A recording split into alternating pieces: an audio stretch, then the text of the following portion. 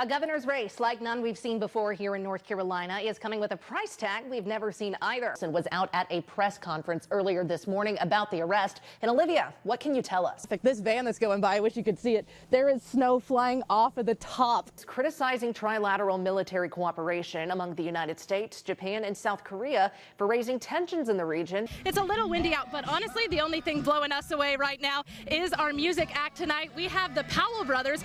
A day all about community. What's it mean? Absolutely, it's well said. That is District 6. And if we just look out west of Charlotte down here in Mecklenburg County, this orange one is District 14. Community is mourning the loss of Anthony and Paula Gribble. They were two of the three triple homicide victims. I will say it snapped me to my senses a little bit. When I stepped off the plane in Iowa, I was like, I have been whining about 50 and 40 degrees. A former Aden police officer and his son are going to jail for drug trafficking crimes. Look at that. Our sleet is coming down even harder on us right now. How does this compare to winter's past for you? But besides these tariff discussions, Israeli Prime Minister Benjamin Netanyahu is visiting the White House today. It is such a wonderful day out here. Check it out. We've got our American flags ready to go. With most people ready to get all that snow, ice, and salt off of their cars. If you remember this morning, I tried to make one, said I wanted to make a snowman and didn't make it happen. But look at this. It's just a little mini one. But I'm inspired to get out there and try to make a bigger one this afternoon. The snow packed together nicely. On your side, this is WNCT 9 News at Noon. Good afternoon and happy Friday. Thank you so much for joining us where, Rob, the thawing is definitely getting started.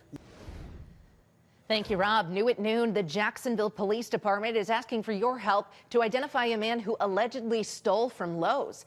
If you recognize this man or know where he could be, you can call JPD Detective Bloomingfield at 910-938-6410, or you could also contact Crime Stoppers.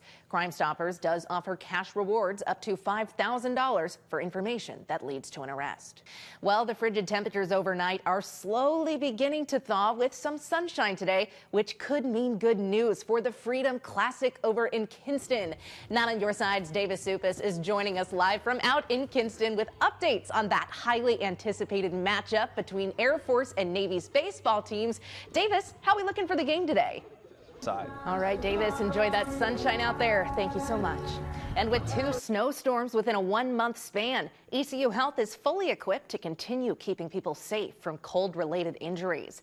Health experts are urging people to take precautions to prevent injuries from falling on ice, hypothermia, or even frostbite. It's important to limit your time outside, but when you have to be out in the cold, make sure you're aware of your surroundings. ECU Health officials say they've also seen an increase in broken bones and dislocated bone injuries. And flu season is still upon us, and this season has been one of the worst in about 15 years, according to data from the CDC. One spokesperson for the Onslow County Health Department mentioned that different strains are one reason that cases are so high. This far into the winter, some may wonder if it's still worth it to get the vaccine, but with the high numbers, the Onslow County Health Department is encouraging people to get the flu shot, which they have freely available. To learn more, you can head over to WNCT.com. Well, Governor Josh Stein has a new federal position. President Donald Trump appointed him as co-chair of the Council of Governors. But just what does that mean for our state's governor? The appointment means he will be working closely with the president, the federal government, and other governors. Governor Stein talked about what this role means to him. Stein also announcing that he's requesting $19 billion in federal funds for Helene recovery and rebuilding. He met with Senators Tom Tillis and Ted Budd to advocate for critical investments out in western North Carolina's recovery. Stein says in part, quote, "It is clear that much more help is needed to restore and rebuild western North Carolina. We must support home building, restore critical infrastructure, and keep businesses open." Well, a court ruled that the Trump administration can continue with its mass firings while that case moves forward. Thousands across government have received notices of termination, and some are taking their concerns to their lawmakers. Natalie Brand has all of the latest from the White House.